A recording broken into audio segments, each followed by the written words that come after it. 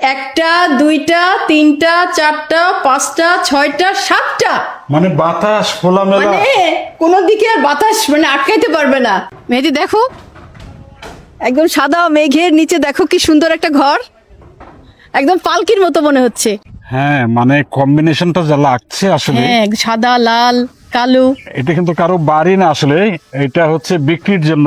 আচ্ছা, এইটা কি বিক্রি হচ্ছে না? জি, এটা বিক্রির জন্য তুলছি, হয়তো বা যার পছন্দ হবে, যার ভাগ্যে আছে সে নিতে পারবে এটা। মানে পছন্দ হতে হবে, ভাগ্যও থাকতে হবে। এই যে এই ঘরটা একটু কালো লাগছে কেন? এটা আমরা একটা ওয়েল দিছি, মোবিল, যেটা কাঠের বানিশের মতো দিলে কাঠটা ভালো থাকে। মানে কাঠের ঘরে এগুলো দিতে হয়? প্রতিটা কাঠের ঘরে মোবিল দিতে হবে। কতদিন পর পর দিতে হয়? এটা আপনার হয়তো বা বছরে 2-1 বার, বা 1 বছর 2 বছর দিলে পরে দিলে, আবার 4-5 বছর পরে দিলে হয়। মানে এই মোবিলটা কেন দিলে কি হয়? এটা যেমন একটা ফার্নিচার ইউজ করে বানিশ করতে হয়, সেই ক্ষেত্রে কাঠটার মধ্যেও তেল দিতে হয়। মানে এটা তো আসলে ঘরগুলো তো বাইরেই থাকে, ধুলোবালি লাগে, এটা সূর্যের তাপ লাগে। আপনার যেমন রোদ বৃষ্টির নিরাপত্তার জন্য তেলটা দিতে হয়।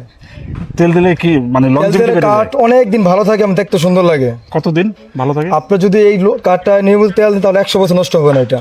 100 বছর? জি। সবাই বলে বিক্রমপুরে যত ঘরে আমরা গিয়েছি 100 বছরে। হ্যাঁ, কিন্তু আমাদের 100 বছর বলে, কিন্তু আমাদের কিন্তু অভিজ্ঞতা আছে যে 100 বছরের বেশিও টিকে। আমরা কিন্তু তো- বর্তমানের যে ঘরগুলো, এইগুলো আসলে কতদিন টিকবে এটা নিয়ে কিন্তু একটু দর্শকদের একটু আছে, এই যে- একটু দ্বিমত আছে যে আপনি ভালো কাঠের কিনেন, যেমন এই যে এগুলো লোহা কাঠ। লোহা কাঠে নিলে যদি যত্ন করেন 100 বছর বেশি টিকবে। তো আমরা তো বেশি বলি না, কেননা মানুষ যত্ন করে না বর্তমানে জিনিসপত্র। আগে আমরা পুরাতন ঘর কিনছি 100 বছর, ব্রিটিশ আমলের ঘরও। এটা কি কাঠের তৈরি? এটা সম্পূর্ণ নাইজেরিয়া লোহা কাঠে তৈরি। এই ঘরে কি আলাদা কোনো নাম আছে? এটা আমাদের দেশে 2 তলা ঝুল বারান্দা ঘর বলে। দোতলা ঝুল বারান্দা। এটা এটা 3 দিকে ঝুল বারান্দা দেওয়া আছে। মানে 3 দিকে দেখি কোন দিকে কোন? সামনে এবং 2 সাইডে। পেছনে নাই না? শুনে নাই না? এটার মধ্যে টোটাল 4টা নাক দেওয়া আছে। 4টা না? নাক সামনে কোথায়? 2টা, 2 পাশে 2টা। আচ্ছা, দুই আমরা পাশে যে আমরা তো শুধু ঝুল আমরা তো শুধু দুইটা দেখতেছি।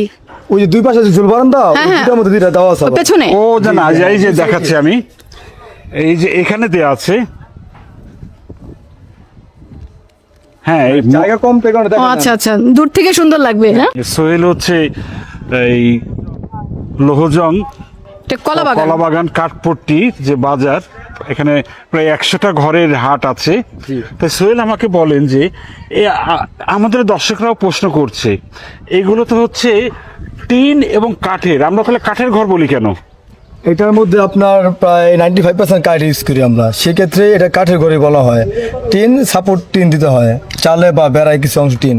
এই যে এই টিনটা কিসের? এটা জাপানি প্লেনসি। এটা কেমন টিকে এটা? এটা আপনার 30 বছর জং আসবে না। 30 বছর? মানে পরে যদি আমরা ঘরকে 100-150 বছর টিকাতে চাই তাহলে টিন সেক্ষেত্রে পাল্টাতে আপনার হবে। টিন চেঞ্জ করা যাবে, টিন চেঞ্জ করার অপশন আছে। আর ছাদের? সাথে টিনও আপনার চেঞ্জ করার অপশন আছে। টিন নিয়ে আমাদের একজন দর্শক একটা মন্তব্য করছিল যে এই টিন তো দেখতে মনে হচ্ছে যে রসুনের যে খোসা তার মতো পাতলা, এই টিনের ঘর এত 100 বছর টিকবে কিভাবে? হ্যাঁ, ঠিক এটা আছে। নিয়ে একটু বলেন তো। আমরা বলি যে টিনের ঘর 100 বছর টিকে, কিন্তু টিনটা 100 বছর গ্যারান্টি বাংলাদেশের কোনো কোম্পানি দেয় না। সেক্ষেত্রে আমরা বলতে পারি না অনেক সময়, কিন্তু কাঠের গ্যারান্টি 100 বছর থাকে। আর একটা কথা বলেন যে আমরা যেটা জানি যে এই কাঠের ঘরের মধ্যে স্পেশাল একটা, যে টিনের মধ্যে হচ্ছে সীসার পরিমাণ বেশি, সেই টিন ইউজ করা হয় না?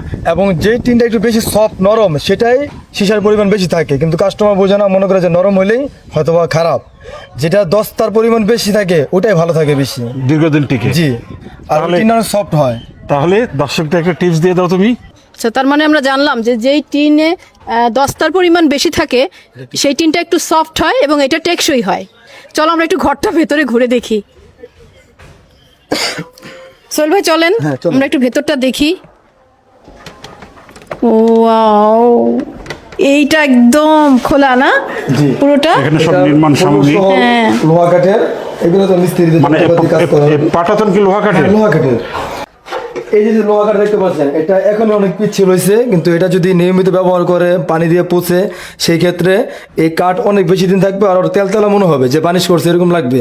আচ্ছা, আমাকে একটু বলেন যে পানি দিয়ে মুছতে বললেন, পানি থেকে কাঠ নষ্ট হয় না? লোহা কাঠ যত পানি পাবে তত তাজা থাকবে, আরো লোহা কাঠ পানিতে নষ্ট হয় না কখনো। যত ধোয়া মোছা হবে তত মানে আপনার- বৃষ্টি হলেও ঘর ঘর ভালো থাকবে? হ্যাঁ, অবশ্যই বৃষ্টির পানিতে কাঠ ভালো থাকে, লোহা কাঠ। কেন এই কাঠটা অনেক হার্ড, রোদ্রে এটা নষ্ট হওয়ার সম্ভাবনা থাকে, কিন্তু বৃষ্টিতে নষ্ট হয় না এই কাঠ। তারপর অনেকে বলে যে সামান্য ঝড় হলেই তো এই ঘর উড়ে যাবে, এটা নিয়ে একটু বলেন, অনেকের প্রশ্ন যেমন আছে এই ঘর বাংলাদেশের 64 জেলা, তার মধ্যে আমাদের বিক্রমপুরে ঘরের জন্য বিখ্যাত। তো বাকি জেলার লোকজন ঘরের প্রতি কোনো অভিজ্ঞতা নাই, তার থাকে না, সেহেতু তাদের ভিতরে একটা ভয় কাজ হ্যাঁ, করে ভয় কাজ করে। যে ঘর হয়তো বাতাসে উড়াই নিব। কিন্তু আমাদের এখানে এরকম অনেক ঘর আছে আশেপাশে, 50 বছর, 70 বছর, 80 বছর পুরানো ঘর। আমাদের যে একবারে পদ্মার পাড়ের ঘর, সেগুলো আল্লাহর রহমতে ভালো থাকে, এটা নিয়ে কোনো ভয় নাই। এগুলি কি ডিজাইন করে নাকি?